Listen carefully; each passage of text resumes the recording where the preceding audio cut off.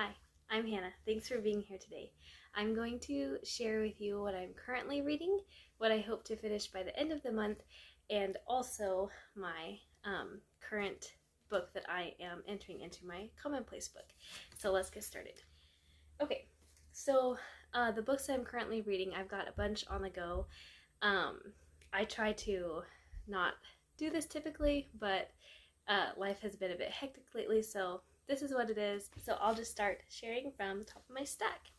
The first one that I have is Parents and Children. This is by Charlotte Mason. This is the second book in the original homeschooling series. So the Charlotte Mason homeschoolers refer to these as her works, or CM's works, or her original writings, that sort of thing. So we are a homeschooling family, and we do loosely follow the Charlotte Mason method, although I think that any parent would benefit from reading her books. So this one, I just have 2 chapters left, and I plan to finish that either this afternoon or tomorrow morning.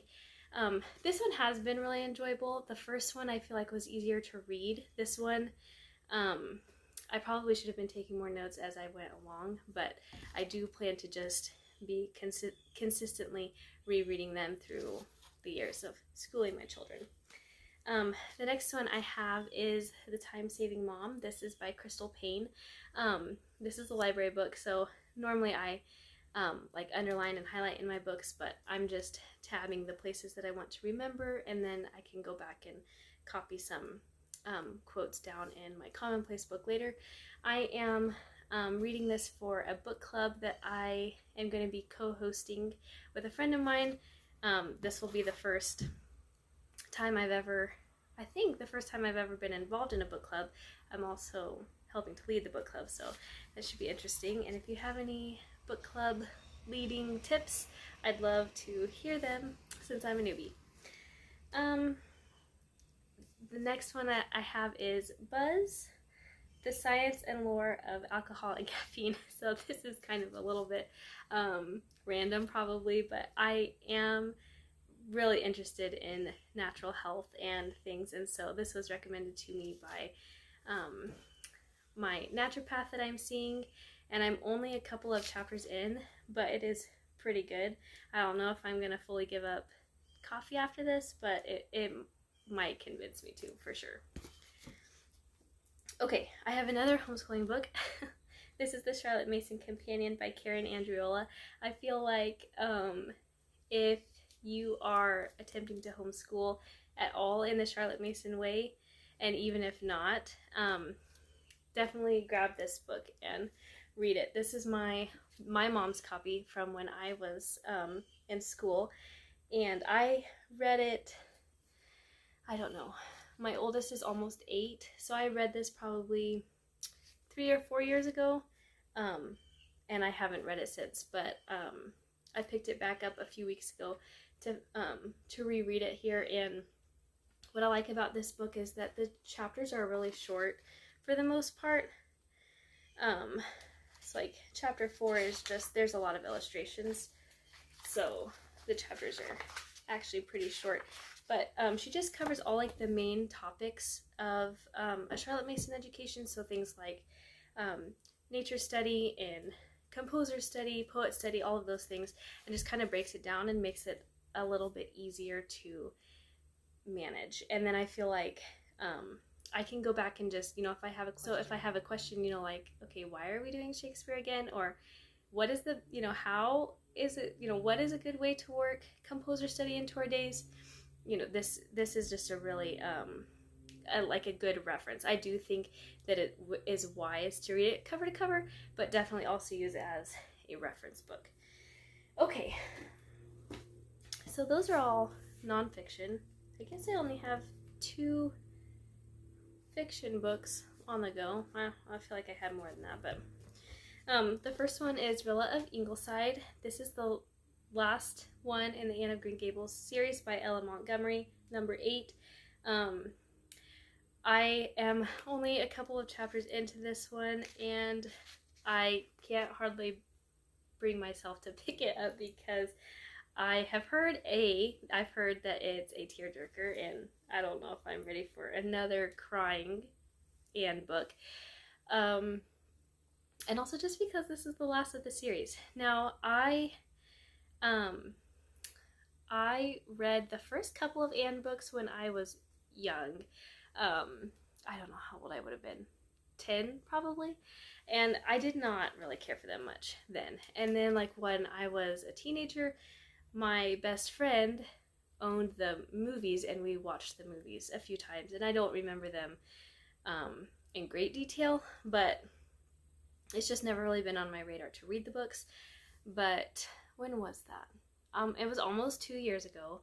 I was trying to like work through a book list that I had found on the internet for homeschooling, and one of them was Anne of Green Gables. So I read Anne of Green Gables, and I enjoyed it. Like I knew I wanted to go on with the series at some point, but I didn't necessarily love the book. Like she just kind of drove me a little bit crazy.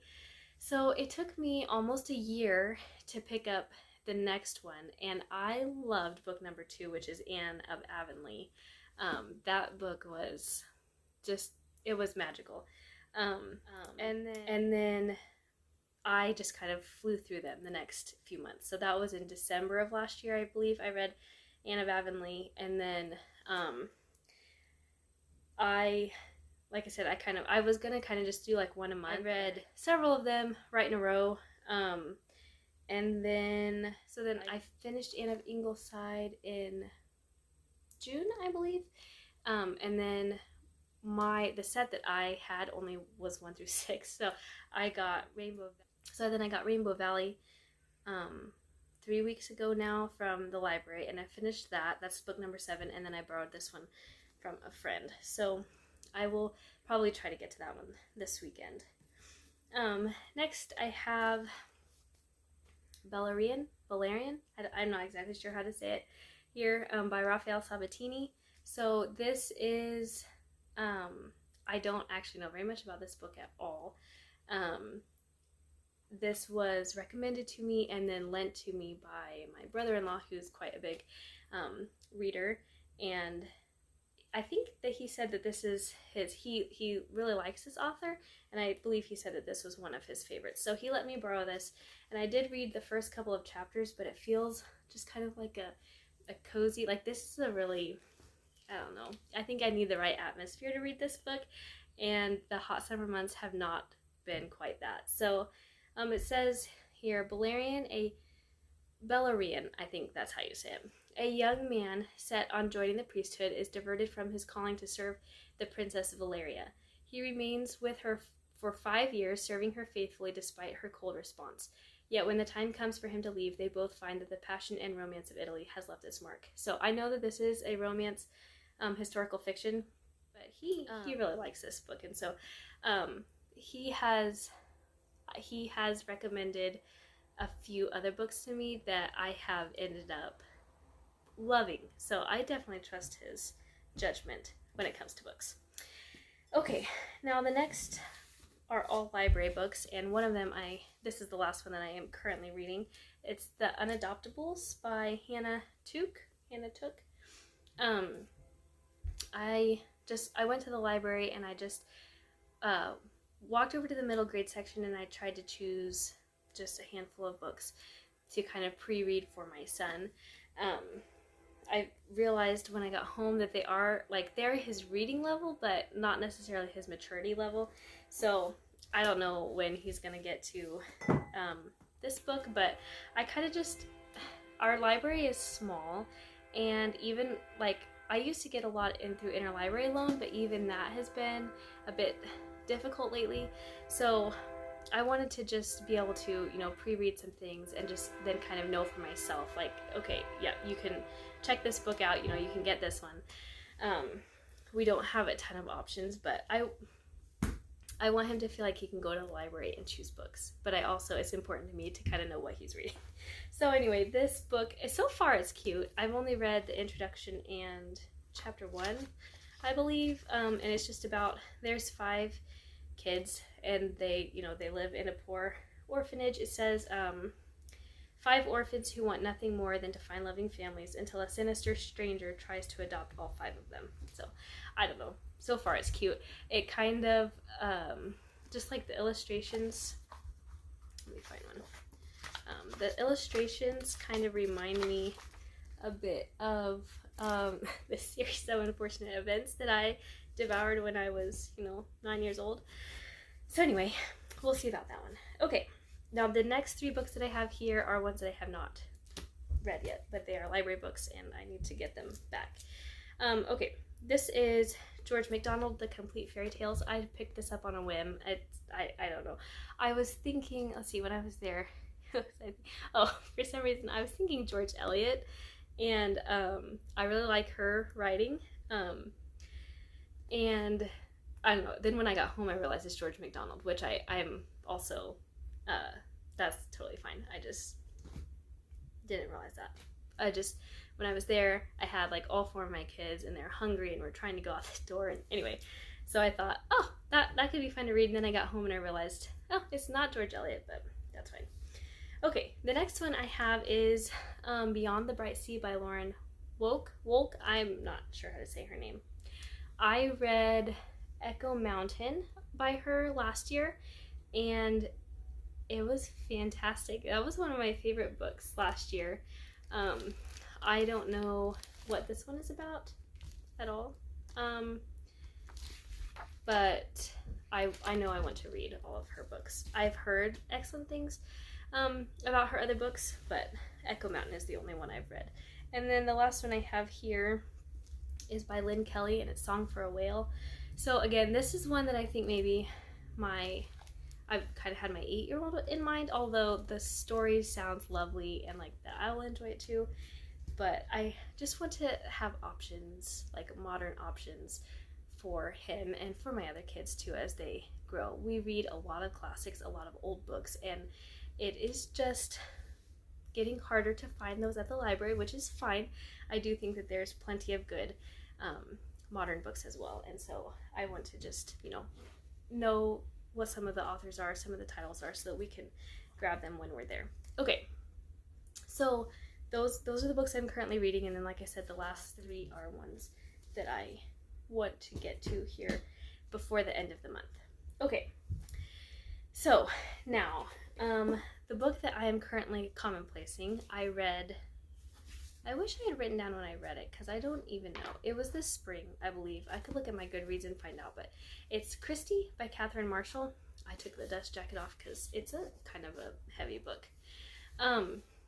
Okay, this book was beautiful to me, and I underlined a bunch of things in here, and then it has just taken me forever to write them down in my commonplace book. This is not a habit that I have that just comes naturally to me, but it's something that I want my children to do, and something that I want for myself as well. But I feel like if they see me doing it, they'll have more of an urge to do it.